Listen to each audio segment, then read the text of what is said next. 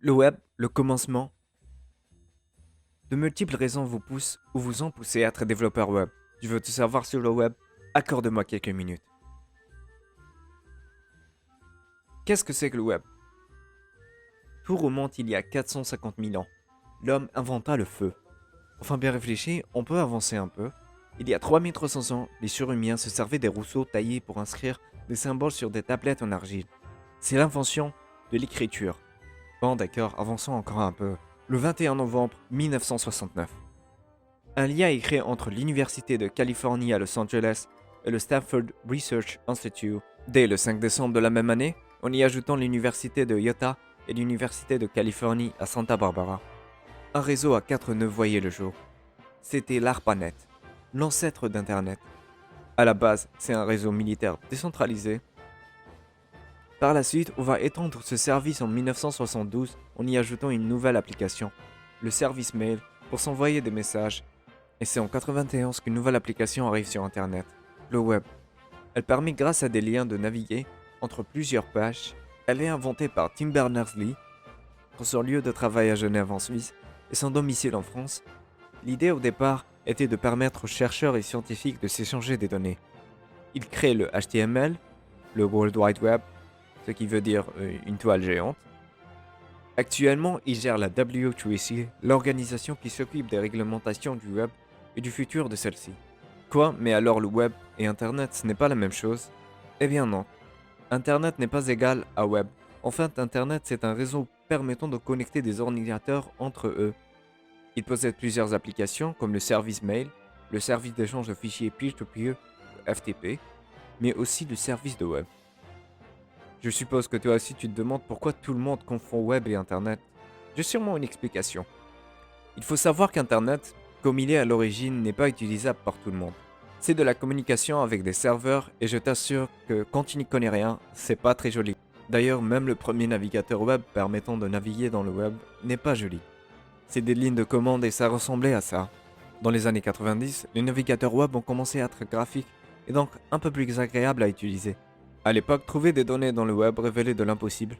On ne pouvait pas chercher. 1990 sort Arc-et-Requary, l'ancêtre des moteurs de recherche. C'est une révolution. En 93 sort Wanderer, le premier moteur de recherche avec un robot d'indexation.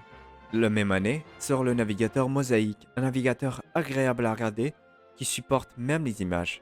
Le web commence son ascension. En 95, le navigateur Internet Explorer prend son envol avec l'arrivée de Windows. Dans les années 2005, Mozilla prend sa place et en 2008, Google Chrome devient le navigateur le plus utilisé. Depuis, Internet a la réputation d'être lent, très lent. Les rumeurs racontent même que si vous aviez ouvert cette vidéo sur Internet Explorer, nous serions encore en 3300 ans. Yahoo devient le moteur de recherche le plus utilisé. Il commence à se faire voler la vedette par AltaVista, un moteur de recherche français. Les deux se feront très largement détrôner par Google dans les années 2000. Il est inventé par Larry Page et Sergey Brin. Sous le nom au départ de Backrub, prendra le nom de Google par la suite après une erreur. Google vient de Google, qui est un nombre en mathématiques représentant 10 puissance 100. C'est une erreur de frappe lors de l'entrée du nom qui amènera à l'actuel Google. Il représente aujourd'hui 90% des recherches et plus de 30 milliards de sites index. Revenons-en à notre question de départ. Pourquoi on confond web et Internet? Les navigateurs web ont progressé au fur et à mesure des années. Ils offrent des interfaces web agréables à regarder et pratiques à utiliser. Les moteurs de recherche qui font partie du web sont aussi désormais puissants et agréables à utiliser. Si bien que désormais des services Internet qui ne sont pas des applications web sont désormais utilisés à travers le web.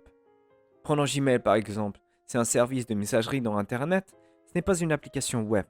Seulement pour des raisons d'esthétique et de pratique, Gmail fait utiliser son service de messagerie à travers une interface web qui est le site web Gmail. De nombreux autres services Internet comme les échanges de fichiers ou des services de messagerie sont maintenant utilisés à l'aide d'une interface web pour simplifier la vie des utilisateurs. Les utilisateurs en utilisant ces services depuis des services web sont souvent à confondre le web et Internet. Donc pour présumer, Internet est un réseau de partage entre des ordinateurs. Il est composé de plusieurs applications dans le web. Manuel Cassel disait qu'Internet est le produit d'une combinaison unique de stratégie militaire, de coopération scientifique et d'innovation constatataire. Je ne sais pas si cela vous aide à mieux comprendre le web, mais moi ça m'a donné l'air d'être plus intelligent. Voilà, vous savez tout, enfin en termes de culture générale. C'était le web et son commencement.